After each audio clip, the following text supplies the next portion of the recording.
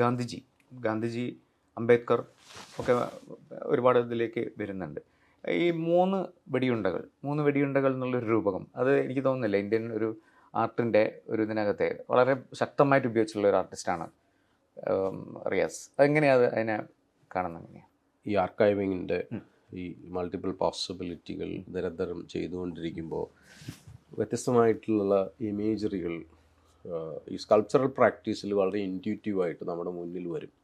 അത് നമ്മൾ നിർമ്മാണ സാധ്യതകൾ നമ്മളിപ്പോൾ ഒരു മേക്കിംഗ് ആസ് തിങ്കിങ് എന്നൊക്കെ പറഞ്ഞ് നമ്മൾ വർക്ക് ചെയ്യുമ്പോൾ ആ ഒരു പ്രോസസ്സിൽ അതിൻ്റെ ഒരു കൺസ്ട്രക്റ്റീവ് സ്വഭാവം, അതിൻ്റെ ഒരു ഫിസിക്കാലിറ്റി അനുസരിച്ചിട്ട് ഈ സ്കൾപ്ചറൽ പ്രൊസീജിയർ ഇങ്ങനെ വളർന്നുകൊണ്ടിരിക്കും. അപ്പം ഞാനത് ഭയങ്കരമായിട്ട് എൻജോയ് ചെയ്യുന്ന ഒരു ആർട്ടിസ്റ്റാണ്. അപ്പോൾ ഈ കുറച്ച് നാൾ മുമ്പ് ഈ ഗാന്ധിയുടെ ശരീരത്തിൽ കൊണ്ട വെടിയുണ്ട അത് നമ്മുടെ സംസ്കാരത്തും കൊണ്ട വെടിയുണ്ടകളാണെന്ന് എങ്ങനെ പറയുമെന്ന് ഞാനിങ്ങനെ വളരെ ആലോചിച്ച് നടന്നിരുന്നൊരു സംഭവമാണ്. അത് വെറുതെ നമുക്ക് ഒരു ഗാന്ധിയുടെ ഒരു പോർട്രേറ്റ് വരച്ചിട്ട് നമുക്ക് വരച്ചാൽ അത് ഉൽപ്പാദിപ്പിക്കുന്ന നമ്മളൊക്കെ ശീലിച്ച ഒരു വെസ്റ്റേൺ ക്ലാസിക്കൽ ആർട്ടിൻ്റെ ഒരു സ്വഭാവത്തിൽ നിർത്തണോ, അതോ ഒരു പുതിയൊരു ഭാഷ നമ്മൾ സ്ഥിരമായിട്ട് നിർമ്മാണ പദ്ധതികൾക്ക് ഉപയോഗിക്കുന്ന ഒരു ഗാന്ധിയൻ മിനിമലിസം ഉൾക്കൊള്ളുന്ന ഒരു മാനിക്വിൻ ഇമേജിൻ്റെ സ്വഭാവത്തിലൂടെ കൊണ്ടുവന്ന് പറയണോ, ഒരു ഗാന്ധിയുടെ ഒരു വാക്കിംഗ് അല്ലെങ്കിൽ ആളുടെ ഒരു പ്രൊട്ടസ്റ്റ് സിംബോളിസം. അപ്പോൾ ഇത്തരം ചിന്തകളുണ്ട് അതിൽ. അപ്പം അങ്ങനെയാണ് ഈ കുറച്ച് നാൾ മുമ്പ് ചെയ്തൊരു വർക്കിൽ ഇപ്പം നസ്രീൻ മുഹമ്മദിയുടെ ആ പ്രാക്ടീസിനോട് എനിക്ക് താല്പര്യം തോന്നുന്നതിൻ്റെ പ്രധാനപ്പെട്ട കാരണം എന്ന് പറയുന്നത് അവരുടെ വർക്കുകളിൽ അവർ കൈകാര്യം ചെയ്യുന്ന ഈ സിവിലൈസേഷണൽ മെമ്മറി എന്ന് പറയുന്ന സംഭവമാണ്. അപ്പോൾ അത് നമുക്ക് ഓൾറെഡി ഒരു വർക്കിലൂടെ ഒരു കലാകാരൻ്റെ ഹിസ്റ്ററിയിലൂടെ നമ്മുടെ മുമ്പിൽ ഇരിക്കുക. അപ്പോൾ അത് ഓൾറെഡി ഒരു ആർട്ടിസ്റ്റ് എന്നുള്ള രീതിയിൽ അത് നമ്മുടെ ഒരു രൂപകമായിട്ട് മാറുകയും അത് ഒരു ഹിസ്റ്ററി ആയിട്ട് മാറുകയും അതിൽ നമുക്ക് ഈ 3 ഓട്ടം ഇടാം. അത് തന്നെയാണ് നമ്മൾ പറയുന്ന നമ്മൾ അനുഭവിക്കുന്ന ക്രൈസിസ് എന്ന് പറയുന്നത്. നമ്മളതിനെ കൗണ്ടർ ചെയ്യാൻ വേണ്ടി നോക്കുന്നത്. പക്ഷേ വേറൊരു വർക്ക് ചെയ്തപ്പോൾ എനിക്കതിൽ വേറൊരു സാധ്യത കണ്ടു വെച്ച് കഴിഞ്ഞാൽ ഈ ഗാന്ധിയുടെ നന്ദലാൽ ബോസ് വരച്ച ആദ്യത്തെ ഇന്ത്യൻ ഹിസ്റ്ററിയിലെ വളരെ ഇമ്പോർട്ടൻ്റ് ആയിട്ടുള്ള ഇമേജാണത്. കാരണം ആദ്യമായിട്ട് നമ്മൾ ഈ ബ്രിട്ടീഷ് സാമ്രാജ്യത്തിന് എഗെയിൻസ്റ്റ് നമ്മുടെ സ്വരാജ്യത്തെക്കുറിച്ചിട്ട് സംസാരിക്കുന്ന സമരമാണത്, ഡണ്ടി മാർച്ച്. ആ ഇമേജാണ് നന്ദലാൽ ബോസ് പോപ്പുലറൈസ് ചെയ്യുന്നത്.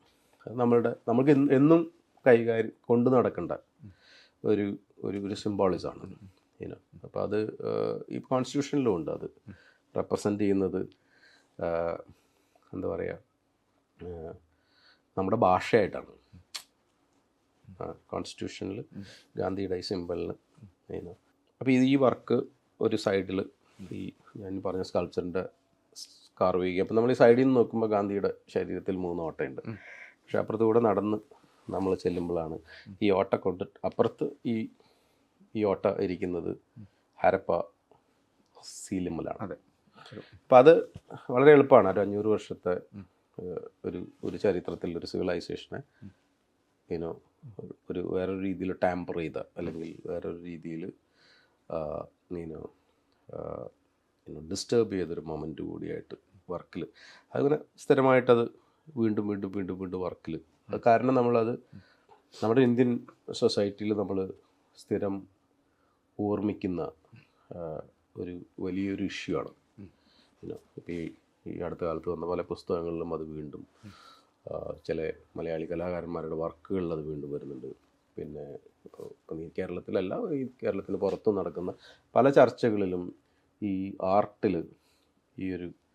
ഈ മൊമെൻ്റ് ഓഫ് ട്രാജഡി അത് ഓർമ്മിക്കപ്പെടുന്നുണ്ട്. അപ്പോൾ അതിനെ എങ്ങനെ വ്യത്യസ്തമായ രീതിയിൽ സമീപിക്കുക എന്നുള്ളൊരു ഉദ്ദേശം അതിലുണ്ട് ആ വർക്കിൽ. ഈ ആർക്കൈവിങ് സ്വഭാവത്തിനെ കുറിച്ച് പറയുമ്പോഴേ നമ്മളിപ്പം ഇത്തരത്തിലുള്ള ചരിത്രത്തിൻ്റെ പല വഴികളിൽ കൂടി നടക്കുന്നു. എനിക്ക് തോന്നുന്ന ഇപ്പോൾ ഉള്ള പുതിയ അന്വേഷണങ്ങൾ മുഴുവൻ സമുദ്ര സഞ്ചാരത്തിന് അല്ലെങ്കിൽ മാരിടൈം ഇതിനെ ഓർമ്മിപ്പിക്കുന്ന സംഗതികളാണ്. പേര് പോലും അങ്ങനെയാണ്, ആഴി, ഉരു എന്നൊക്കെ വരുന്ന രീതിയിൽ. പിന്നെ മാത്രമല്ല എനിക്ക് ഏറ്റവും രസകരമായിട്ടുള്ള ഒരു ഇതായിട്ട് തോന്നിയ ഗാന്ധിജിയുടെ ഉപ്പ് കുറുക്കൽ സമരത്തിനെ പറ്റി പറയുന്നുണ്ട്. ഗാന്ധി അവസാനം എത്തിച്ചേരുന്നത് കടലിനെ തൊടുക എന്നുള്ള ഒരു അവസ്ഥയിലേക്കാണെന്നുള്ളത്. അപ്പോൾ അതിനെങ്ങനെ കണക്ട് ചെയ്തിട്ട് എങ്ങനെയാണ് നമുക്ക് സംസാരിക്കാൻ പറ്റുക? എനിക്ക് പലപ്പോഴും തോന്നിയിട്ടുള്ള വെച്ച് കഴിഞ്ഞാൽ നമ്മൾ ഇന്ത്യൻ ഹിസ്റ്ററി ഒരു ഒരു വിഷയമായിട്ട് നമ്മൾ എടുക്കുന്ന സമയത്ത് നമ്മൾ ആർട്ട് നോക്കുമ്പോൾ വിഷ്വൽ ആർട്ട് നോക്കുമ്പോൾ ഭയങ്കര പുവറാണ്. ഞാൻ അത് കലാകാരൻ എന്നുള്ള രീതിയിൽ എനിക്കിത് പറയാതിരിക്കാൻ പറ്റില്ല. കാരണം നമ്മൾ ഈ ഒരു കഴിഞ്ഞ 60 വർഷത്തെ ആർട്ട് പ്രൊഡക്ഷൻ്റെ ഒരു ഹിസ്റ്ററി എടുത്ത് നോക്കി കഴിഞ്ഞ് കഴിഞ്ഞാൽ അത് വന്ന വഴി, തിരിഞ്ഞുപോയ വഴികൾ, അത് എത്തിപ്പെട്ട സ്ഥലങ്ങൾ, അതിലൊക്കെ അല്ലെങ്കിൽ ഇൻസ്റ്റിറ്റ്യൂഷൻ്റെ ഹിസ്റ്ററി ഒക്കെ എടുത്ത് നോക്കുമ്പോൾ ഭയങ്കര ടെറസ്ട്രിയൽ ഇമാജിനേഷനുകളുമായിട്ട് ബന്ധപ്പെട്ട സംഭവങ്ങളാണ്. ശരിക്കും അതിലൊരു മാറ്റം ഉണ്ടാക്കുന്നത്, അത്തരമൊരു ഇമാജിനേറ്റീവ് സൈറ്റിനെ മാറ്റിമറിച്ചത് കേരളമാണ്. അത് ഇപ്പോൾ ഈ 2011 അല്ലെങ്കിൽ 2010 ബിനാലെ അനൗൺസ് ചെയ്യുന്ന സമയത്ത് അതിൻ്റെ മിഷൻ സ്റ്റേറ്റ്മെൻറ്റിൽ കൃത്യമായിട്ട് എഴുതി ചേർത്തിട്ടുള്ള ആർഗ്യുമെൻറ്റുകളാണിത്. ഒരു pre renaissance period, Keralam represent ചെയ്യുന്ന ഒരു പീരീഡിനെ മുന്നിലേക്ക് കൊണ്ടുവരികയും അതുമായിട്ട് ബന്ധപ്പെട്ടുള്ള കൾച്ചറൽ ഹിസ്റ്ററി റിസർച്ച് ചെയ്യപ്പെടുകയും അതുണ്ടാക്കിയിട്ടുള്ള പ്രൊഡ്യൂസ് ചെയ്തിട്ടുള്ള കൺവെർസേഷനുകൾ, knowledge streams, exchange of ideas, അതോടൊപ്പം തന്നെ നമ്മൾ കാണിക്കുന്ന ഒരു പ്രോ യൂറോപ്യൻ അല്ലെങ്കിൽ ഒരു പ്രോ അമേരിക്കൻ ഒരുതരം വിധേയത്വം ഉണ്ടല്ലോ, അതിനെ മറികടക്കാൻ കൂടിയിട്ടുള്ളൊരു സംവിധാനം കൂടെ നമ്മൾ ഈ ബിനാലയിലൂടെ നമ്മളുടെ ട്രഡീഷനെ സെലിബ്രേറ്റ് ചെയ്യുന്നൊരു ഇവൻ്റ് ആക്കിയിട്ട് മാറ്റും. അതോടൊപ്പം തന്നെ കലാകാരന്മാർക്ക് ഒരു ഓട്ടോണമി സെലിബ്രേറ്റ് ചെയ്യാനുള്ള ഒരു സൈറ്റ് ഓഫ് ഡിസെൻറ്റ് എന്നുള്ള രീതിയിൽ കൊച്ചി മാറുമെന്നൊക്കെ നമ്മൾ എഴുതി വെച്ചിട്ടുണ്ട്. കൃത്യമായിട്ടുള്ള നമ്മുടെ പദ്ധതികൾ അതാണ്. പക്ഷേ എനിക്കതിൽ KG സുബ്രഹ്മണ്യം പറഞ്ഞ ഒരു ഭയങ്കര ഒരു നമ്മളോട് ഒരു കലാ സമൂഹത്തോട് പറഞ്ഞ ഒരു ഉപദേശം, അതിൻ്റെ അപ്പുറത്തേക്ക് ഇപ്പോൾ റാഡിക്കൽ മൂവ്മെൻറ്റുകൾ കൊണ്ട് നടന്നിരുന്നൊരു ആർഗ്യുമെൻറ്റ്, അതിൻ്റെ അപ്പുറത്തേക്ക് ഈ ബിനാലയുടെ ഈ സാധ്യത ഭയങ്കരമായിട്ട് വളർന്ന് പോയിട്ടുണ്ട്. കാരണം KG സുബ്രഹ്മണ്യം അദ്ദേഹത്തിൻ്റെ വ്യത്യസ്തമായിട്ടുള്ള കലാവിദ്യാഭ്യാസമായിട്ടുള്ള ബന്ധപ്പെട്ടിട്ടുള്ള അഭിപ്രായ പ്രകടനങ്ങളിൽ ഒരിക്കൽ കൊച്ചിയിൽ 2014 ബിനാലയുടെ സമയത്ത് അദ്ദേഹം ഒരു കൺവെർസേഷനിൽ പറയുന്നുണ്ട്, ഒരു കലാവിദ്യാഭ്യാസ സ്ഥാപനം അതിരിക്കുന്ന പ്രദേശത്തിൻ്റെ ഒരു ചുറ്റളവിനെ കൃത്യമായിട്ട് മാപ്പ് ചെയ്യുന്ന, അവിടുത്തെ സമ്പ്രദായങ്ങൾ, അവിടുത്തെ രീതികൾ, ക്രാഫ്റ്റ് ട്രഡീഷൻസ്, അവിടുത്തെ cultural history, political history, traditions എല്ലാം ഈ വിദ്യാലയമായിട്ട് അടുപ്പിക്കുമ്പോൾ അവിടെ പഠിക്കുന്ന വിദ്യാർത്ഥികൾക്ക് അറ്റ്ലീസ്റ്റ് ഒരു ലോക്കൽ ഹിസ്റ്ററി, കൾച്ചറുമായിട്ട് വലിയൊരു ബന്ധമുണ്ടാവും. അതായിരിക്കും അവരുടെ ഒരു പ്രൈഡ്, അതായിരിക്കും അവരുടെ യൂണീക്ക്നെസ് എന്ന് പറയുന്നത്. അപ്പോൾ നമ്മൾ ശരിക്കും പറഞ്ഞ് കൊച്ചി ബിനാലയിലേക്ക് നമ്മൾ ഈ ഒരു ഇക്വേഷൻ നമ്മളൊരു ഈ ഒരു ഫോർമുല നമ്മളവിടെ അപ്ലൈ ചെയ്യാമെന്ന് വിചാരിക്കാം. അപ്പോൾ അത് അങ്ങനെ നമുക്ക് ഇമാജിൻ ചെയ്യാമല്ലോ. അപ്പോൾ അതാണ് ഞാനതുകൊണ്ടാണ് പറയുന്നത്, ഒരു ആർട്ടിസ്റ്റിക് ഇമാജിനേഷൻ്റെ പോസിബിലിറ്റി അല്ലെങ്കിൽ അതിൻ്റെ സാധ്യത ഒരു ഇന്ത്യൻ നമ്മളിപ്പോൾ നമ്മുടെ ഒരു ട്രഡീഷൻ, കൾച്ചർ, ഹിസ്റ്ററിയൊക്കെ ഒരു സൈറ്റായിട്ട് കാണുമെന്ന് വെച്ച് കഴിഞ്ഞാൽ നമ്മൾ ചെയ്ത പ്രൊഡക്ഷൻ വളരെ പുവറാണെന്ന് പറയുന്നതിൻ്റെ പ്രധാന കാരണം അതാണ്. കാരണം ഈ ടെറസ്ട്രിയൽ ഇമാജിനേഷൻ്റെ ഒരു ഇഷ്യൂ ഉണ്ട് അവിടെ. ഇപ്പോൾ ഈ കൊച്ചി KG സുബ്രഹ്മണ്യം പറയുന്ന, അല്ലെങ്കിൽ അദ്ദേഹം മാപ്പ് ചെയ്യാൻ നമ്മളോട് പറയുന്ന ഒരു സമൂഹം ഓൾറെഡി ഒരു 30-35 കമ്മ്യൂണിറ്റികൾ, വ്യത്യസ്തമായ ഭാഷ സംസാരിക്കുന്നവർ, ഒരു 3-4 കിലോമീറ്ററിൻ്റെ ചുറ്റളവിൽ ജീവിക്കുന്ന ഒരു കൾച്ചറൽ റെപ്പോസിറ്ററി, ഒരു വലിയൊരു ഹിസ്റ്ററി, ഒരു ട്രേഡ് പോർട്ടിൻ്റെ ഒരു റെസിഡ്യൂ താമസിക്കുന്ന സ്ഥലമാണ്. ഇപ്പോൾ ബിജു ഇബ്രാഹിമിനെ പോലുള്ള ഫോട്ടോഗ്രാഫർ അത് ട്രാൻസെൻഡൻസ് കൊച്ചി എന്ന് പറഞ്ഞിട്ട് വളരെ ഡീറ്റെയിൽ ആയിട്ട് 2 കൊല്ലത്തോളം ചെയ്തൊരു പ്രോജക്റ്റിൽ ആർക്കൈവ് ചെയ്തിട്ടുണ്ട്. ഞാൻ ഈ ആദ്യം പറഞ്ഞ ആ ഒരു കൺസെപ്ച്വൽ ഫ്രെയിം വർക്കിലേക്ക് നമ്മൾ അതിനെ തിരിച്ചു നോക്കുമ്പോൾ, ഈ കൊച്ചി ഒരു പെനിൻസുലാറിൽ ഇരുന്നുകൊണ്ട് ഒരു പുതിയ ഇന്ത്യയിൽ നടക്കുന്ന ഒരു ആർട്ട് ഡിസ്കോഴ്സിൻ്റെ ഒരു കോൺസെൻട്രിക് സൈറ്റ് ആകുന്നുണ്ട്, ഒരു സൈറ്റ് ഓഫ് പ്രൊഡക്ഷൻ ആകുന്നുണ്ട്. അങ്ങനെ ഒരു പോസ്റ്റ് ഇൻഡിപെൻഡൻറ്റ് ഇന്ത്യയിൽ ഏറ്റവും കൂടുതൽ ആർട്ട് പ്രൊഡക്ഷൻ നടന്ന ഒരു സ്ഥലമായിട്ട് മാറുന്നുണ്ട്. പക്ഷേ ആ പ്രൊഡക്ഷൻ നടത്തിയ കലാകാരന്മാരുടെ മാപ്പിംഗ് നമ്മൾ ചെയ്യുമ്പോൾ അത് ഈ ബൗണ്ടറികൾ തുറന്നിങ്ങനെ പോകും. സബ് കോണ്ടിനെൻ്റൽ സ്പേസിലേക്ക് പോകുന്നു, ഇന്ത്യൻ ഓഷ്യൻ ഹിസ്റ്ററികളിലേക്ക് പോകുന്നു, യൂറോപ്യൻ കൾച്ചറുകളിലേക്ക് പോകുന്നു, ഈ റിലീജിയസ് ഹിസ്റ്ററിയിലേക്ക് പോകുന്നു, അമേരിക്കൻ സാമ്രാജ്യത്തെ ചരിത്രത്തെക്കുറിച്ച് സംസാരിക്കുന്നു, ആഫ്രിക്കൻ കൾച്ചറുകളിലേക്ക്, ഇതിങ്ങനെ കൊച്ചിയിൽ നിന്ന് അങ്ങനെ റിപ്ലൈ ചെയ്തുകൊണ്ടിരിക്കുക. അപ്പോൾ കൊച്ചിയുടെ ഒരു പ്രത്യേകത എന്ന് പറയുന്നത് ഈ ബോർഡർലെസ് പോസിബിലിറ്റീസാണ്. അത് കൊച്ചിയുടെ അല്ലെങ്കിൽ കേരളത്തിൻ്റെ നോളജ് ഹിസ്റ്ററിയുടെ, കൾച്ചറൽ ഹിസ്റ്ററിയുടെ സിംബോളിസമാണ്. അതുകൊണ്ടാണ് കൊച്ചി പെട്ടെന്ന് എഫക്റ്റീവായത്. ഒരു മറ്റു ബിനാലകളെ അപേക്ഷിച്ച് ആദ്യത്തെ കൊല്ലത്തെ ബിനാലെ ചെയ്തതിന് ശേഷം പെട്ടെന്ന് ഈ പീപ്പിൾസ് ബിനാലെ എന്ന് പറയുന്നൊരു കൺസെപ്റ്റിലേക്ക് പോകുന്നത് ഇത് കൈകാര്യം ചെയ്ത ഈ ആർക്കൈവൽ പോസിബിലിറ്റിയുടെ ഡെപ്താണ്. അപ്പോൾ അതിൽ ഒരു കാലത്ത് ഇന്ത്യൻ ആർട്ട് ഇൻസ്റ്റിറ്റ്യൂഷൻസ് മറ്റുള്ള സ്ഥാപനങ്ങൾ ശ്രദ്ധിച്ചിരുന്ന വെറും ടെറസ്ട്രിയൽ ഇമാജിനേറ്റീവ് അല്ലെങ്കിൽ ഒരു ഗാംഗറ്റിക് പ്ലെയിനുമായിട്ട് ബന്ധപ്പെട്ടുകൊണ്ട് നിൽക്കുന്ന ഒരു ടെറസ്ട്രിയൽ ഡിസ്കോഴ്സിൻ്റെ അപ്പുറത്തേക്ക് ഓഷ്യാനിക് ഇമാജിനേഷൻ കൊണ്ടുവന്നു എന്നുള്ളതാണ് കൊച്ചി ചെയ്ത അല്ലെങ്കിൽ കേരളം ചെയ്ത ഈ അടുത്ത കാലത്ത് കേരളത്തിൽ നടക്കുന്ന പുതിയ കൾച്ചറൽ ഡിസ്കോഴ്സുകളിലൊക്കെ പുതിയ ഇമാജിനേറ്റീവ് പോസിബിലിറ്റി ആയിട്ട് വളർന്നുകൊണ്ടിരിക്കുന്നത്. അത് പുതിയ ആർക്കൈവ് ഉണ്ടാക്കും. അപ്പോഴാണ് നമ്മൾ പറയാൻ മറന്ന അല്ലെങ്കിൽ പറയാൻ മടിച്ചിരുന്ന പല സംഭവങ്ങളും സബ്ജക്റ്റുകളായിട്ട് വരിക. അങ്ങനെയാണ് ഇപ്പോൾ ഞാൻ 2015 ഉരു തുടങ്ങുന്നത് 2014 ശേഷം ഉണ്ടായിരുന്ന റിയലൈസേഷനിൽ നിന്നാണ്. കാരണം ഞാൻ ഇപ്പം നമ്മൾ ബിനാലയുടെ ഫൗണ്ടറാണ്, അല്ല കോ ഫൗണ്ടർ, നമ്മൾ ബിനാലയുടെ കോ ഫൗണ്ടറാണ്, അതുമായിട്ട് ബന്ധപ്പെട്ട് വർക്ക് ചെയ്യുന്ന ഒരാളാണ്. പക്ഷേ അതോടൊപ്പം തന്നെ ഈ പുതിയൊരു ക്യൂറേറ്റർ വരുമ്പോൾ സബ്ജക്റ്റീവായിട്ട് ഇപ്പോൾ ആദ്യ കാലഘട്ടത്തിൽ കൊച്ചി ബിനാലെ പറഞ്ഞത് കൊച്ചിയുടെ കഥയാണ്. രണ്ടാമത്തെ ബിനാലെ ഇമ്മീഡിയറ്റ്ലി അതിൻ്റെ പോപ്പുലാരിറ്റിയും അതിൻ്റെ ഒരു കൺസീവ്ഡ് അണ്ടർസ്റ്റാൻഡിങ്ങുകളും പുതിയൊരു ക്യൂറേറ്റർ വരുന്നു. ക്യൂറേറ്റർ കുറേ കൂടി പോപ്പുലറായിട്ടുള്ള ആർട്ടിസ്റ്റാണ്, വലിയ ഇൻ്റലക്ച്വൽ സപ്പോർട്ട് സിസ്റ്റം ഉണ്ടാകുന്നു, എക്കണോമിക്കലി കുറച്ചുകൂടി സ്റ്റേബിൾ ആകുന്നു, കോൺട്രവേഴ്സികൾ കെട്ടടങ്ങുന്നു. നമ്മൾ എടുത്തൊരു കോൺഫിഡൻസ് സ്റ്റെപ്പ് എന്ന് പറയുന്നത് കൊച്ചിയിൽ നിന്ന്, കൊച്ചിയെക്കുറിച്ചിട്ടല്ല, കൊച്ചിയിൽ നിന്ന് നമ്മൾ ഗ്ലോബൽ ആർട്ടിനെ മാപ്പ് ചെയ്യുന്നൊരു സൈറ്റിലേക്ക് വളരുന്നുണ്ട്. നമ്മൾ അഭിപ്രായം പ്രകടിപ്പിക്കാനുള്ള ധൈര്യം കാണിക്കുന്നുണ്ട്. നമ്മളിതൊക്കെ ഇനി പറയാൻ തീരുമാനിച്ചു എന്നുള്ളത്. അവിടെയാണ് ഒക്വി ആൻഡ് വിസാറിനെ പല സെമിനാറുകളും വർക്ക്ഷോപ്പുകളും ചെയ്യുന്നത്. പക്ഷെ ഞാൻ ഈ പറഞ്ഞതിൻ്റെ സിംബോളിസം ഒക്വി ആൻഡ് വിസാറിനെ പോലുള്ള നൈജീരിയൻ വളരെ ഇമ്പോർട്ടൻ്റ് ആയിട്ടുള്ള ഈ ഡോക്യുമെൻ്റ് ക്യൂറേറ്റർ, സൗത്ത് ആഫ്രിക്കയിലെ ആദ്യത്തെ ഈ കോസ്റ്റൽ റീജിയനുകളുമായിട്ട് ട്രേഡ് ഹിസ്റ്ററിക്കായിട്ട് ബന്ധപ്പെട്ടുള്ള ആദ്യത്തെ ബിനാലെ ചെയ്ത ഒക്വി ആൻഡ് വിസാർ കൊച്ചിയിൽ, ഇപ്പോൾ ഞാനും ജിതീഷും ഒക്വിയും കൂടിയിട്ടുള്ള കൺവെർസേഷനിൽ ഒക്വി പറയുന്നുണ്ട് Kochi should become a gateway to Africa എന്ന്. പുതിയ പോസിബിലിറ്റികളെ കുറിച്ചിട്ട് അദ്ദേഹത്തിൻ്റെ അറിവ് വെച്ചുകൊണ്ട് ഇമാജിൻ ചെയ്യുന്ന ഇത്. കാരണം അത് പെട്ടെന്ന് നമ്മൾ ഇൻവോക്ക് ചെയ്യുന്ന ഏർലി മൈഗ്രേഷൻ ഹിസ്റ്ററീസൊക്കെ ഇൻവോക്ക് ചെയ്യും. നമ്മൾ പുതിയൊരു കൾച്ചറൽ ഡിസ്കോഴ്സിൻ്റെ ഭാഗമായിട്ട് ഇപ്പം എൻ്റെ മനസ്സിലൊക്കെ അന്ന് കേരള ടൂറിസത്തിൻ്റെ ഒരു ആഡ് ഉണ്ടായിരുന്നു, യുവർ മൊമെൻ്റ് ഇസ് വെയിറ്റിംഗ് എന്ന് പറഞ്ഞിട്ട്. വളരെ പോപ്പുലർ ആയിട്ടുള്ള ആഡാണ്. 2011 അന്ന് പുറത്ത് വരുന്നത്. ഞാൻ ഭയങ്കരമായിട്ട് ഷെയർ ചെയ്യായിരുന്നു ആ ആഡ്. അതിൽ ബാബാ മാലിൻ്റെ മ്യൂസിക്കാണ് ഉപയോഗിച്ചിട്ടുള്ളത്, സെനഗലീസ് മ്യൂസിഷ്യൻ. അപ്പോൾ അത് നമുക്ക് ഇക്വേറ്റ് ചെയ്യാൻ പറ്റുന്ന ഒരു സാംസ്കാരിക ഭൂമിക അല്ലെങ്കിൽ ട്രാൻസ് എക്സ്പീരിയൻസിൻ്റെ ഭാഗമാണ് നമ്മളിന്ന് ആ വീഡിയോ പറയാൻ ശ്രമിക്കുന്നുണ്ട്. നമ്മൾ ഒരു റിയലൈസേഷൻ സാധ്യമാകുന്ന ഒരു സമൂഹത്തിലാണ് നമ്മൾ ജീവിക്കുന്നത് എന്നുള്ളത്. അത് തന്നെയാണ് കേരളം അല്ലെങ്കിൽ ഈ ബിനാലെ പ്രൊജക്റ്റിലൂടെ കലാസമൂഹത്തിന് കൊടുത്തിട്ടുള്ളത്. കാരണം നിങ്ങൾ പറയാൻ മടിച്ച പല കാര്യങ്ങളും, റിസർച്ച് ചെയ്യാൻ മടിച്ച പല കാര്യങ്ങളും കൊച്ചി നിങ്ങളുടെ മുമ്പിൽ പോസിബിൾ ആക്കുകയാണ്. കാരണം അത് പ്രൊഡക്ഷൻ പോസിബിലിറ്റിയിലൂടെ. കാരണം എനിക്ക് തോന്നുന്നു ഇന്ത്യയിൽ ആദ്യമായിട്ട് ഒരു വിദേശ കലാകാരന്മാർക്ക് അവരുടെ വർക്ക് ചെയ്യാൻ വേണ്ടിയിട്ട് ഫണ്ട് ചെയ്ത ആദ്യത്തെ ഏജൻസി ആയിരിക്കും കൊച്ചി.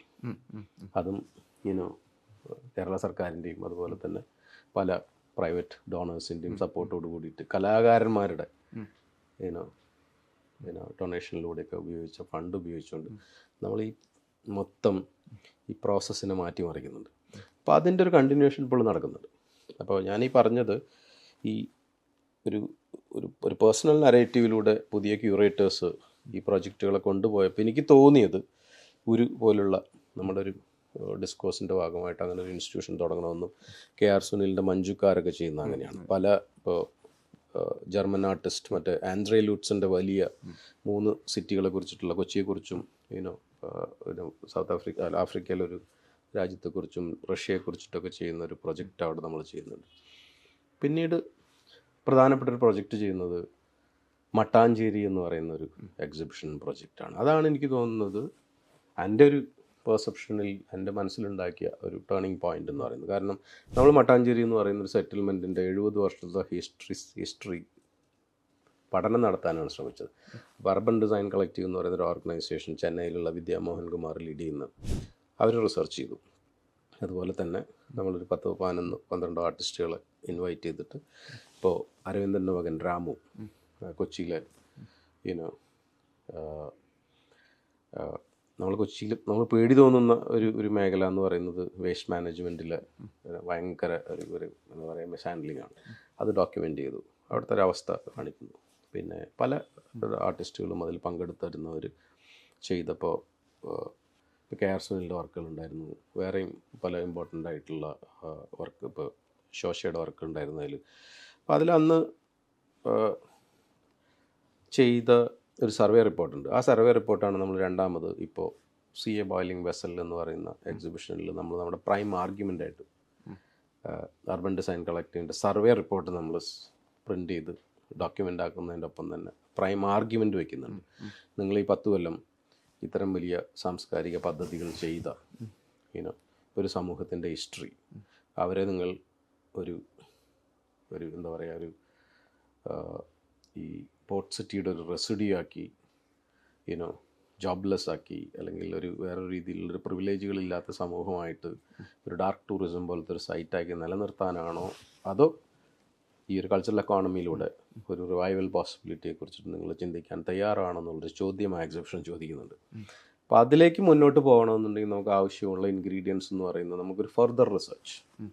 കേരളവും വളരെ ഇമ്മീഡിയറ്റ് ആയിട്ടുള്ള കേരളത്തിൽ ഉണ്ടായിരുന്ന ഇമ്മീഡിയറ്റ്, ഇപ്പോൾ for example history of religions, അല്ലെങ്കിൽ നമ്മുടെ മൈഗ്രേഷൻ ഹിസ്റ്ററി, അതുപോലെ തന്നെ പല സെറ്റിൽമെൻറ്റുകളുടെ ഹിസ്റ്ററി, ആ ഒരു അതൊക്കെ കൈകാര്യം ചെയ്യുന്ന കുറച്ചുകൂടെ ഒരു ഇന്ത്യൻ ഓഷ്യനെ ഒരു എന്താ പറയുക ഒരു ഓഷ്യൻ ആസ് ഒരു കാരിയർ ഓഫ് കൾച്ചേഴ്സ്, അല്ലെങ്കിൽ ഒരു സൈറ്റ് ഓഫ് മൈഗ്രേഷൻ എന്ന് പറയുന്ന കുറച്ചും കൂടി ഡീപ്പറായിട്ടുള്ള, ഇപ്പോൾ 2016 റൗൾ സൂറിത്തയുടെയൊക്കെ വർക്ക് ഓർമ്മിപ്പിക്കുന്ന, കാരണം ആസിറിയൻ അലൻ കുർദിയെക്കുറിച്ചിട്ടൊക്കെ സംസാരിക്കുന്ന, നമ്മളെ എല്ലാവരെയും ബിനാലെ കാണാൻ വന്നവരെല്ലാവരും മുകളിൽ ഉപ്പുവെള്ളത്തിൽ നിർത്തിയ വർക്കാണ്.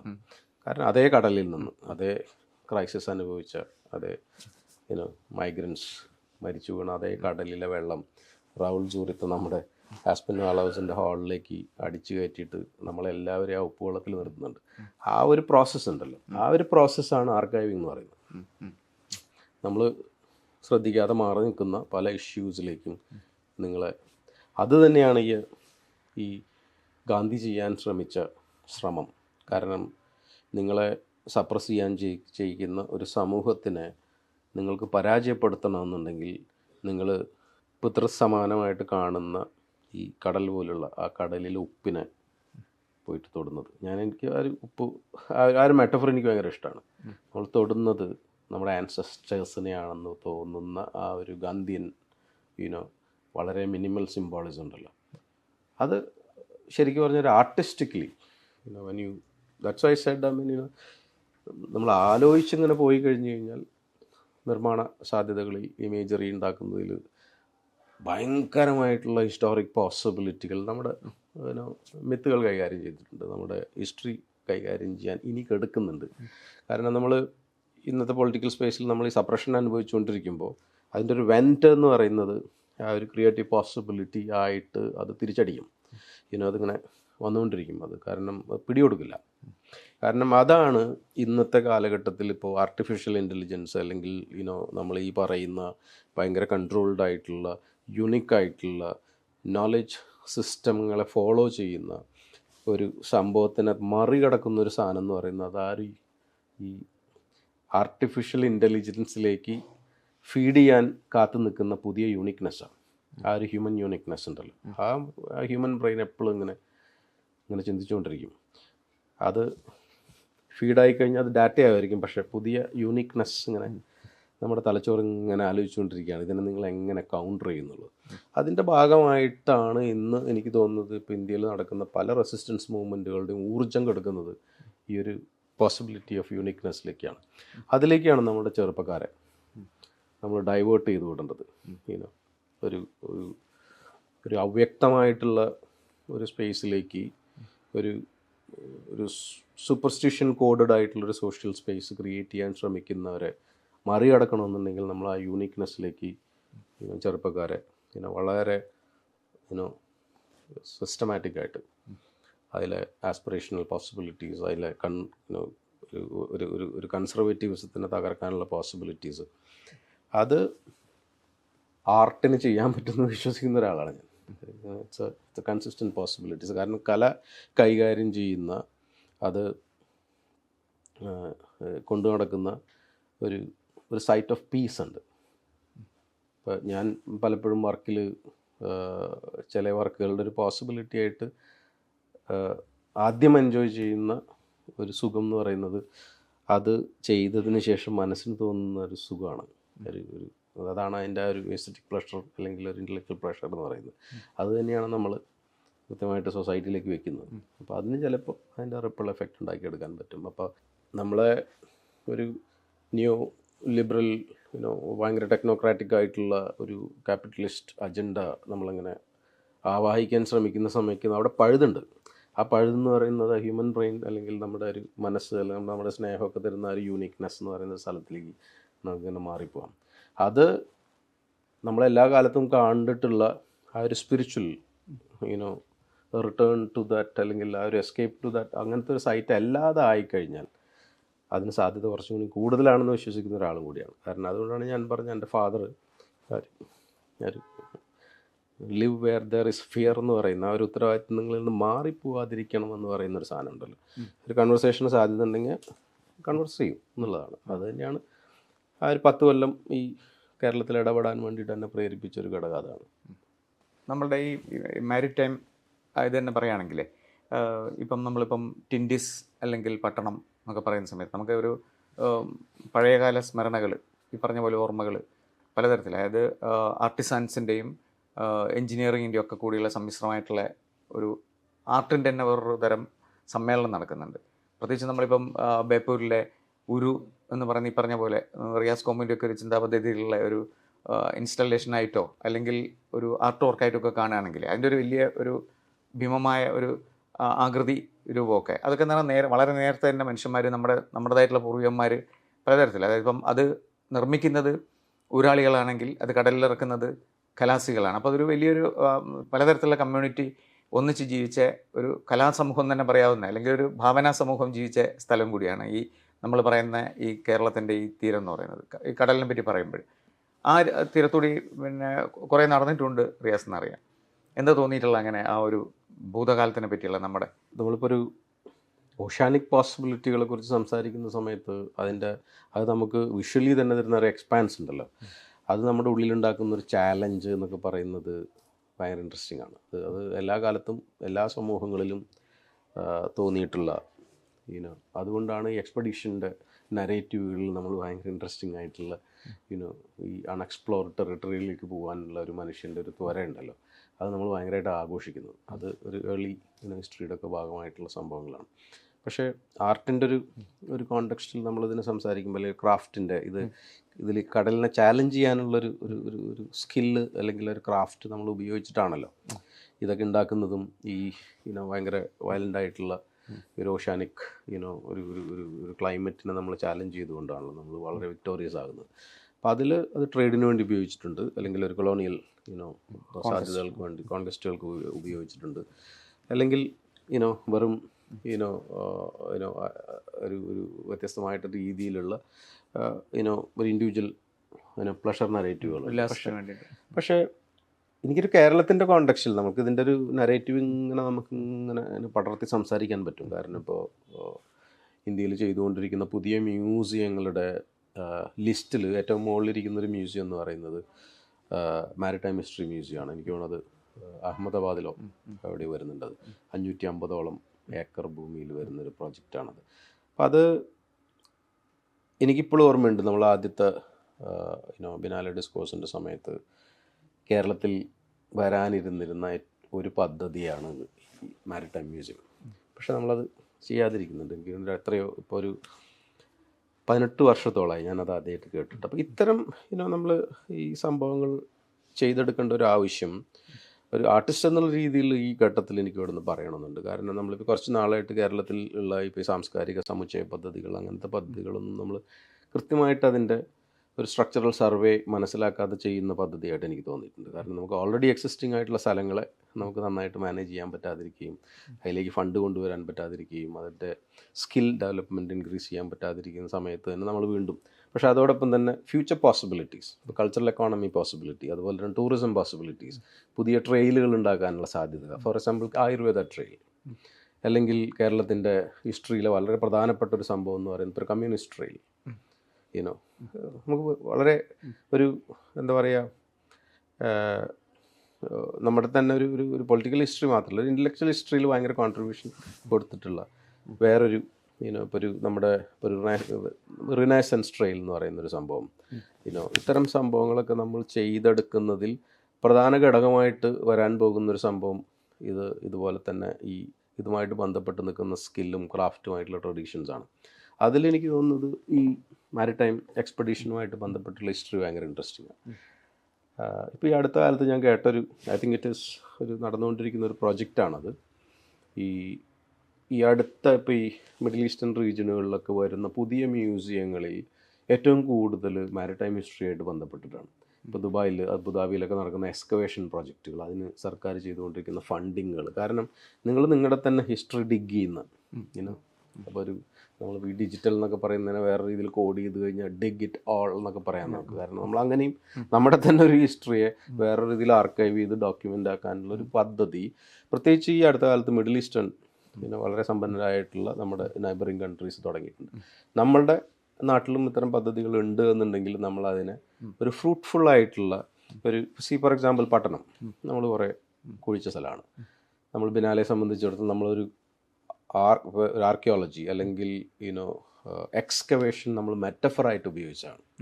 അപ്പോൾ അന്നത്തെ KCHR ഒക്കെ ഡയറക്ടറായിരുന്ന PJ ചെറിയാൻ സാറൊക്കെ സംസാരിക്കുമ്പോൾ പറഞ്ഞിരുന്നത്, ഞാനത് പല ബിനാലയുടെ കോണ്ടെക്സ്റ്റിൽ പലയിടത്തും പറഞ്ഞിട്ടുള്ളതാണ്. കാരണം ഇത് നമ്മൾ 1 മീറ്റർ കുഴിക്കുമ്പോൾ നമ്മൾ 1000 വർഷത്തെ ചരിത്രം, 1 മീറ്ററും കൂടി കുഴിക്കുമ്പോൾ 2000 വർഷത്തെ ചരിത്രം, 3-ാമത്തെ മീറ്റർ കുഴിക്കുമ്പോൾ ഇന്നത്തെ കോൺഫ്ലിക്റ്റിംഗ് ആയിട്ടുള്ള റിലീജിയനുകൾക്ക് അപ്പുറത്തേക്ക് നമുക്ക് പോകാൻ പറ്റുന്ന ആ ഒരു മെറ്റഫർ ഉണ്ടല്ലോ, അത് നമ്മൾ ബിനാലിൽ ഉപയോഗിച്ചിട്ടുണ്ട് നമ്മൾ സംസാരിക്കുന്ന സമയത്ത്. പക്ഷേ ഞാൻ പറഞ്ഞു വന്ന സംഭവം എന്ന് പറയുന്നത് ക്രാഫ്റ്റും സ്കില്ലുമായിട്ട് ബന്ധപ്പെട്ടുള്ള സംഭവമാണ്. കാരണം ഈ അബുദാബിയിൽ ചെയ്തുകൊണ്ടിരിക്കുന്ന മാരിടൈം മ്യൂസിയത്തിലെ പ്രധാനപ്പെട്ട ഒരു ഇൻട്രൊഡക്ടറി ഇമേജ് ഭയങ്കര വലിയ സ്കെയിലിൽ ചെയ്തുകൊണ്ടിരിക്കുന്നത് ആദ്യത്തെ ഉരുവാണ്. അതിൻ്റെ ഒരു ഡിസൈൻ ഒരു വളരെ വ്യത്യസ്തമായ രീതിയിൽ എൻജിനീയേഴ്സ് അതിൻ്റെ സർവേ ഒക്കെ ചെയ്തിട്ട് കാര്യങ്ങൾ മനസ്സിലാക്കിയിട്ട് അവർ അതിനെ റീക്രിയേറ്റ് ചെയ്തുകൊണ്ടിരിക്കുക. അപ്പോൾ അതിനെക്കുറിച്ചിട്ട് കേട്ട സ്റ്റോറി എന്ന് പറയുന്നത്, അത് റീക്രിയേറ്റ് ചെയ്യുന്ന മറ്റേ എല്ലാ ക്രാഫ്റ്റ്സ്മെനും, അതായത് ഒരു മരം ഒഴിച്ച് ആരൊന്നും ഉപയോഗിക്കുന്നില്ല അതിൽ, ആണി പോലും മരത്തുകൊണ്ടുണ്ടാക്കുന്നു, അതിൻ്റെ സ്ട്രക്ചറുകൾ ബിൽഡ് ചെയ്യുന്നു. അങ്ങനത്തെ ഒരു സ്റ്റോറി എനിക്ക് പോയി കാണണമെന്ന് ആഗ്രഹമുള്ള ഒരു പ്രൊജക്റ്റാണ്. പക്ഷെ അതിൽ ചെയ്യുന്ന ക്രാഫ്റ്റ് ചെയ്യുന്ന എല്ലാവരും കോഴിക്കോട് നിന്ന് പോയിട്ടുള്ളവരാണ്. അല്ലാതെ അവർ അല്ല ചെയ്യുന്നത്, പോലത്തെ പക്ഷെ ഏറ്റവും ഏൻഷ്യൻ്റ് ആയിട്ടുള്ളൊരു ഇമേജ്. അപ്പോൾ ഇത്തരം സ്കില്ലുകൾ ഉള്ള, ഇത്തരം ട്രഡീഷനുകളുള്ള, ഇപ്പോൾ മെറ്റലർജി ട്രഡീഷനുകളായാലും ക്രാഫ്റ്റ് ആയാലും ഭയങ്കര ഒരു റെപ്പോസിറ്ററിയാണ് കേരളം എന്ന് പറയുന്നത്. അപ്പോൾ അത്തരം സംഭവങ്ങളിലേക്കുള്ള ഒരു സാധ്യത, അത് ഉണ്ടാക്കിയെടുക്കാൻ സാധ്യതയുള്ള കൾച്ചറൽ എക്കോണമി സാധ്യതകൾ, merchandising possibilities, cultural object possibilities ഭയങ്കരമാണത്. അപ്പോൾ അത് ഒരു ആർട്ടിസ്റ്റ് എന്നുള്ള രീതിയിൽ പല ഘട്ടത്തിലും പല ഫോറങ്ങളിലൊക്കെ ഞാനത് സംസാരിക്കുന്നതാണ്. അപ്പോൾ അത് വേറൊരു രീതിയിൽ നമ്മുടെ സമൂഹത്തിൽ, പ്രത്യേകിച്ച് യുവാക്കളുടെ ഇടയിൽ ഇത്തരമൊരു നരേറ്റീവിലൂടെ നമ്മൾ സംസാരിക്കുകയും അത്തരം ട്രഡീഷനുകൾ നമ്മൾ ഫോളോ ചെയ്യുകയും ചെയ്യുമ്പോൾ, അത് പ്രിസർവ് ചെയ്യുകയും ചെയ്യുമ്പോൾ, അതായിരിക്കും നമ്മുടെ ഒരു കൾച്ചറിൻ്റെ നമുക്ക് ബ്രീത്ത് ചെയ്യാവുന്നൊരു എനർജി സൈറ്റ് എന്നൊക്കെ പറയുന്നു. അതായിരിക്കണം നമ്മുടെ മ്യൂസിയങ്ങളിലും അതുപോലെ നമ്മുടെ ഇൻസ്റ്റിറ്റ്യൂഷനുകളിലും പുതുതായിട്ട് വരുന്ന സ്ഥാപനങ്ങളിലൊക്കെ നമ്മൾ ആർക്കൈവ് ചെയ്യാൻ ശ്രമിക്കേണ്ടത് എന്നെനിക്ക് ഭയങ്കരമായിട്ട് തോന്നാറുണ്ട്. ഈ ആർട്ട് നമ്മൾ പറയുമ്പം ഇപ്പോൾ ഈ ബിനാലെയൊക്കെ വന്നതോട് കൂടിയിട്ട് നമ്മളൊരു വലിയൊരു പിന്നെ ആർട്ടിസ്റ്റുകളും ഒരു വലിയൊരു ഗ്ലോബൽ സിറ്റിസണറിൻ്റെ ഭാഗമായിട്ട് നമ്മുടെ പരിചയ മേഖലയിൽ വരികയാണ്. ഇതിനു മുമ്പ് നമുക്ക് ഉണ്ടായിരുന്നത്, ഇപ്പം ആർട്ടിൽ ലിറ്ററേച്ചറിൽ അങ്ങനെ പറയാൻ പറ്റില്ല, പ്രത്യേകിച്ച് കേരളീയ സമൂഹത്തിൻ്റെ ഏറ്റവും താഴെത്തട്ടുള്ള ആൾക്കാർ മുതൽ ഏറ്റവും ഉയർന്ന ഇതിൽ വരുന്നത് ഫുട്ബോളിന് അങ്ങനെ ഒരു വലിയൊരു പ്രമൈസസ് ഉണ്ടാക്കാൻ പറ്റിയിട്ടുണ്ട് കേരളത്തിൽ. അതിപ്പം പ്രത്യേകിച്ചും ടെലിവിഷൻ്റെയും വേൾഡ് കപ്പ് ഫുട്ബോളൊക്കെ നമ്മുടെ വീട്ടുമുറ്റത്തേക്ക് വരികയും ചെയ്യുന്ന സന്ദർഭത്തിൽ ഉണ്ടാകുന്ന ഒരു പ്രത്യേക ഒരു അവസ്ഥയാണത്. എങ്ങനെയാണ് തോന്നിയിട്ടുള്ളത് അതിനെപ്പറ്റി?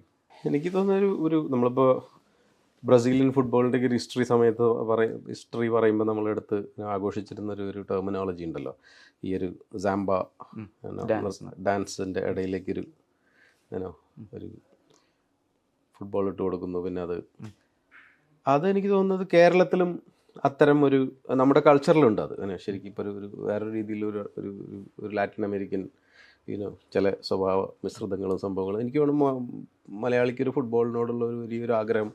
ഇപ്പോൾ ചില ഹിസ്റ്റോറിയൻസൊക്കെ പറയുന്ന ഈ ഒരു ഡിഫെൻസീവ് ഒരു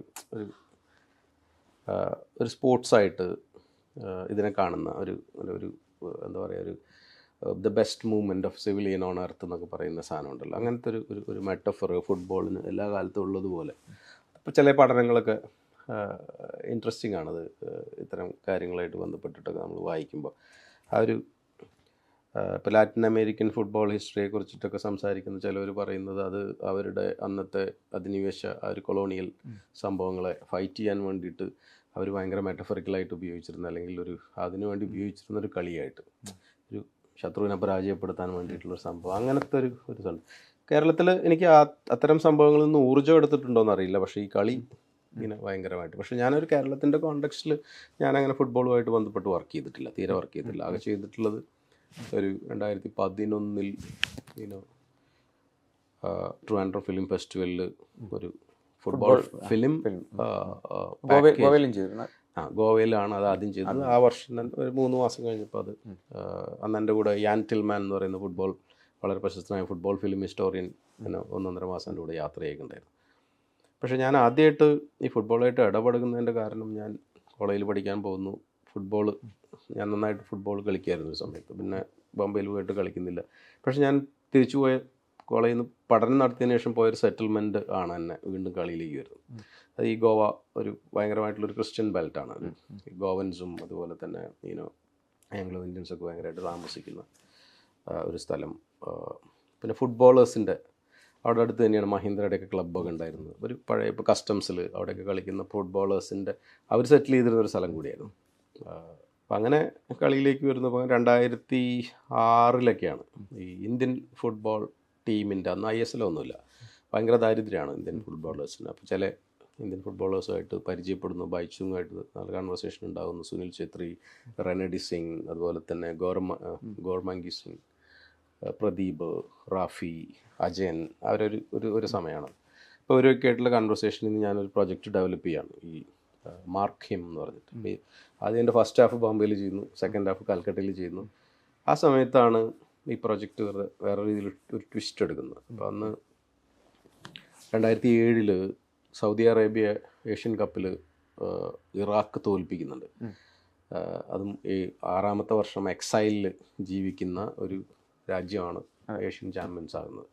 അപ്പോൾ അവർ ശരിക്കും പറഞ്ഞു കഴിഞ്ഞാൽ, ഇപ്പോൾ സൈമൺ കൂപ്പർ വളരെ പ്രശസ്തനായ ഫുട്ബോൾ ഹിസ്റ്റോറിയൻ, അദ്ദേഹമൊക്കെ പറയുന്നത് വെച്ച് കഴിഞ്ഞാൽ ഈ പെർ ക്യാപിറ്റ വെച്ച് നോക്കുമ്പോൾ ടോപ്പ് 10 ഫുട്ബോളിംഗ് നേഷനിൽ വളരെ പ്രധാനപ്പെട്ട രാജ്യമാണ് ഇറാഖ് എന്ന് അദ്ദേഹം പറയായിരുന്നു. അന്ന് ആ മിഡിൽ ഈസ്റ്റായിട്ട് ബന്ധപ്പെട്ടുള്ള ഹിസ്റ്ററിയൊക്കെ ചെയ്യുന്ന സമയത്താണ് ഞാനും ഈ പ്രൊജക്റ്റ് പാരലലി ചെയ്യുന്നത്. എനിക്ക് പിന്നെ വ്യക്തിപരമായിട്ട് എനിക്ക് അദ്ദേഹത്തായിട്ട് വളരെ അടുപ്പമുള്ളൊരു കക്ഷിയാണ്. അപ്പോൾ ഈ ഇറാഖ് 1-0 സൗദി അറേബ്യ തോൽപ്പിക്കുകയും ഏഷ്യൻ ചാമ്പ്യൻസ് ആയതിനു ശേഷം ഈ യൂനസ് മെഹ്മൂദ്, ഇറാഖിൻ്റെ ക്യാപ്റ്റൻ, പ്രസ് കോൺഫറൻസിൽ ഒരു ആൻറ്റി വാർ സ്റ്റേറ്റ്മെൻറ്റ് പറയുന്നുണ്ട്. ഇനി ആ ഒരു ഓക്യുപ്പേഷൻ അഗെയിൻസ്റ്റായിട്ട് അമേരിക്ക ഷുഡ് ലീവ്, രാജ്യം വിട്ടു പോകണം, ഞങ്ങളവരെ ഫുട്ബോൾ ഗ്രൗണ്ടിൽ പരാജയപ്പെടുത്തി കഴിഞ്ഞിരിക്കുന്നു പറഞ്ഞ റെട്ടറിക്കായിട്ട്. അതെനിക്ക് ഭയങ്കര ഇൻസ്പയറിംഗ് ആയിട്ട് തോന്നുകയും പിന്നെ ഞാൻ ആളെ ഫോളോ ചെയ്യാണ്. അന്ന് അവർ ദുബായിലാണ്, ടീം ട്രെയിൻ ചെയ്തുകൊണ്ടിരിക്കുന്നു. ട്രെയിൻ ചെയ്യുക വെച്ച് കഴിഞ്ഞാൽ വേൾഡ് കപ്പ് ക്വാളിഫയേഴ്സിന് വേണ്ടി ട്രെയിൻ ചെയ്തുകൊണ്ടിരിക്കുക. ഞാൻ ഇറാഖ് ടീമിനെ പിന്നെ ഫോളോ ചെയ്യാണ് ഒരു വർഷത്തോളം. അപ്പോൾ അവർ കളിക്കാൻ പോകുന്ന സ്ഥലങ്ങളിലൊക്കെ പോകും. അന്ന് എൻ്റെ കൂടെ സ്ഥിരം യാത്ര ചെയ്തിരുന്നൊരു സുഹൃത്ത്, അവനൊന്നില്ല, മനോജ് നായർ എന്ന് പറയുന്ന വളരെ ഫേമസ് ആയിട്ടുള്ള റൈറ്ററൊക്കെയാണ്. അവനിതുപോലെ തന്നെ ഭയങ്കര ഫുട്ബോൾ ഭ്രാന്തനൊക്കെ ആയിരുന്നു. ഞങ്ങൾ ഒരുമിച്ച് യാത്ര ചെയ്യുകയും ഇൻ്റർവ്യൂ ചെയ്യുകയും പിന്നെ ആ പ്രൊജക്റ്റായിട്ട് ബന്ധപ്പെട്ട സോളോ ഷോ ബ്രസൽസിൽ നടത്തുന്നുണ്ട്. യൂനസ് മെഹ്മൂദിൻ്റെ പോർട്രേറ്റുകൾ ഉപയോഗിച്ചിട്ട്. അതുപോലെ തന്നെ അവിടുത്തെ ഈ കോൺഫ്ലിക്റ്റ്, എങ്ങനെയാണ് അവർ കളിച്ച് കയറുന്നത് എന്നുള്ളതിൻ്റെ ഒരു മെമ്മറിയൊക്കെ, ഇറാഖിലെ വാറും അട്രോസിറ്റീസും, അതുപോലെ തന്നെ അവർ ഒരു ഈ ഉദയ് ഒക്കെ സദ്ദാമിൻ്റെ മകനൊക്കെ ഫുട്ബോളേഴ്സിന് അഗെയിൻസ്റ്റ് ആയിട്ട് ചെയ്ത ക്രൂവൽറ്റിയെ കുറിച്ചിട്ടൊക്കെയുള്ള നെറേറ്റീവുകളൊക്കെ ഉണ്ട്. അതെല്ലാം സംഭവം ഉൾപ്പെടുത്തിക്കൊണ്ട്, അതുപോലെ തന്നെ ഒരു ഡിസ്റ്റർബ്ഡ് ആയിട്ടുള്ളൊരു സൊസൈറ്റിയിൽ എങ്ങനെയാണ് ഫുട്ബോൾ ഒരു ഹോപ്പിൻ്റെ സിമ്പലാകുന്നത് എന്നുള്ളതാണ് പ്രധാനമായിട്ട് ആ പ്രൊജക്റ്റ് സംസാരിച്ചിരുന്നത്. അപ്പോൾ അതിൽ ഇപ്പോൾ ഞാൻ ഓർക്കുന്നുണ്ട്, ഇപ്പോൾ ദുബായിലൊക്കെ അവർ കളിക്കുന്ന സമയത്ത് നമ്മൾ സ്റ്റേഡിയത്തിൽ പോകുമ്പോൾ പ്രാക്ടീസ് ചെയ്യാൻ വേണ്ടിയിട്ട് മുൻപ് വരുമ്പോൾ ഈ വളരെ ചെറിയ കുട്ടികളെയൊക്കെ കൊണ്ടുവന്നിട്ട് ഈ ബാരിക്കേഡിൻ്റെ അപ്പുറത്ത് കൂടെ അങ്ങനെ യൂനസ് മഹമ്മൂദിന് കൊടുക്കും. എന്നിട്ട് ഒരു ഉമ്മം വെപ്പിച്ചിട്ട് തിരിച്ചു മേടിക്കുന്നതും, പിന്നെ യൂനു എന്ന് പറഞ്ഞിട്ട് ഈ വളരെ പ്രായമായ സ്ത്രീകൾ ചാൻറ്റ് ചെയ്തുകൊണ്ടിരിക്കുന്നതും. അപ്പോൾ അതിൽ ഏറ്റവും പ്രധാനപ്പെട്ട ഒരു മെറ്റഫർ ഞാൻ ഉപയോഗിച്ചിരുന്നത്, ഇവർ ഈ ക്രച്ചസിൻ്റെ മുകളിൽ ഇറാഖിൻ്റെ കൊടി കെട്ടിക്കൊണ്ട് വാർ പ്രൊട്ടസ്റ്റ് നടത്തായിരുന്നു. അത് പിന്നീട് ഞാൻ എൻ്റെ വർക്കിൽ ഉപയോഗിക്കുന്നതും, പിന്നെ മാഡ്രിഡിലെ ഒരു മ്യൂസിയം പ്രോജക്റ്റിൻ്റെ ഭാഗമാകുന്നുണ്ട്. ആ സമയത്താണ് വേൾഡ് കപ്പ് വരുന്നത്, മറ്റേ സൗത്ത് ആഫ്രിക്ക വേൾഡ് കപ്പ്. അപ്പോൾ ഒരു ഫ്രഞ്ച് ഫുട്ബോൾ ടീമുമായിട്ട് ഇൻറ്ററാക്ട് ചെയ്തുകൊണ്ട് മൾട്ടി കൾച്ചറലിസത്തിനെ കുറിച്ചിട്ടൊരു പ്രോജക്റ്റ് ചെയ്യാൻ വേണ്ടിയിട്ടാണ് ഞാൻ ശരിക്കും സൗത്ത് ആഫ്രിക്കയിൽ പോകുന്നത്. അന്ന് ആ തുടക്കത്തിൽ കോച്ചുമായിട്ട് അനാൽക്കിയൊക്കെ ആയിട്ടുണ്ടാക്കുന്ന ബഹളം കാരണം കൊണ്ട് അവർ ഫസ്റ്റ് റൗണ്ടിൽ തന്നെ തോറ്റ് തിരിച്ചു പോകുന്നുണ്ട്. പക്ഷേ ഞാൻ പിന്നെ അന്ന് സൈമൺ കൂപ്പറൊക്കെ ഉണ്ട് ബോംബെയിൽ, സൗത്ത് ആഫ്രിക്കയിൽ ഞങ്ങളായിട്ടൊക്കെ മീറ്റ് ചെയ്യുന്നുണ്ട്. പക്ഷേ ഞാനും എൻ്റെ ഒരു സുഹൃത്തും, എൻ്റെ കൂടെ യാത്ര ചെയ്തിരുന്ന സുഹൃത്തും കൂടെ ഞങ്ങൾ പിന്നെ ഇതിനെ റീമാപ്പ് ചെയ്തിട്ട് ഞങ്ങളുടെ പ്രൊജക്റ്റിനെ ഈ അപ്പാർത്തൈഡ് ഇറ ഫുട്ബോൾ ഹിസ്റ്ററി, അതുപോലെ തന്നെ ഈ അപ്പാർത്തൈഡ് ഇറ സൗത്ത് ആഫ്രിക്കൻ ലെജൻസിനെയൊക്കെ മീറ്റ് ചെയ്യുന്ന, അതിന് ഒപ്പം പൊളിറ്റിക്കൽ ഫിഗറുകൾ, ഇപ്പോൾ ഈസോ പഹാഡിനെയൊക്കെ നമ്മൾ ഭയങ്കരമായിട്ട് ഡീറ്റെയിൽ ആയിട്ട് ഇൻ്റർവ്യൂ ചെയ്യുന്നുണ്ട്. സണ്ണി സിംഗ്, മറ്റേ മണ്ടേലയുടെ കൂടെ റോബൻ ഐലൻഡിൽ തടവിലാക്കപ്പെട്ടിരുന്ന ഇന്ത്യൻ, അദ്ദേഹം ജീവിച്ചിരിപ്പുണ്ട്. അദ്ദേഹത്തിൻ്റെ വൈഫാണ് ഡർബനിലെ ഗാന്ധി മ്യൂസിയം ഇൻസ്റ്റിറ്റ്യൂഷനൊക്കെ റൺ ചെയ്യുന്നത്. അവരാണ് ഞങ്ങൾ ചില ഗാന്ധി സമ്പ്രദായ സ്ഥലങ്ങളൊക്കെ വിസിറ്റ് ചെയ്യുക. അപ്പോൾ ഇങ്ങനെ ഒരു ലാർജർ ഹിസ്റ്ററി. ഇപ്പോൾ സണ്ണി, ഇപ്പോൾ സ്മൈലി മൂസ എന്ന് പറഞ്ഞിട്ടൊരു ഗുജറാത്തി പ്ലെയർ ഉണ്ട്. അദ്ദേഹത്തിൻ്റെ ബ്രദർ നാഷണൽ ടീമിലുണ്ടായിരുന്നു. പക്ഷേ ഇദ്ദേഹം അതിനേക്കാളും നല്ല പ്ലെയറാണ്. ഭയങ്കര സ്പീഡുള്ള ആൾക്ക്. അന്ന് 62 വയസ്സുണ്ട് ഞങ്ങൾ മീറ്റ് ചെയ്യുന്ന സമയത്ത്. പിന്നത്തെ കൊല്ലം ഞാൻ അദ്ദേഹത്തിന് കൊച്ചി കൊണ്ടുവന്നിരുന്നു. ഒരു രസകരമായിട്ടുള്ള ആൾക്ക് ഇങ്ങനെ ഇന്ത്യയിൽ വരണമെന്നൊക്കെ പറഞ്ഞു. അപ്പോൾ ഇത്തരം ഒരു കൺവെർസേഷനുകൾ, പിന്നെ ഫൈനൽ കളി കണ്ട സ്റ്റോറി ഭയങ്കര ഇൻട്രസ്റ്റിംഗ് ആണ്. ഈ ടിക്കറ്റ് കിട്ടാതെ ഞങ്ങൾ ഇങ്ങനെ തെരഞ്ഞുകൊണ്ടിരിക്കുകയാണ്. അത് ഹോട്ടലിൽ ഈ താമസിക്കുന്ന ഞാൻ എൻ്റെ സുഹൃത്തും കൂടിയിട്ട് തലേദിവസം രാത്രിയൊക്കെ ഇരുന്നിട്ട് ആലോചിക്കുകയാണ് കളി കാണാൻ വേണ്ടിയിട്ട് എന്താ മാർഗം. അപ്പോൾ ഒരു പാക്കേജിൻ്റെ ഭാഗമായിട്ട് ദുബായിൽ നിന്നൊരു ടീം വരുന്നുണ്ട് ഹോട്ടലിൽ. ഏതോ ഒരു കോർപ്പറേറ്റ് പാക്കേജാണ്. ഒരു 10, 25, 30 പേരുണ്ട്.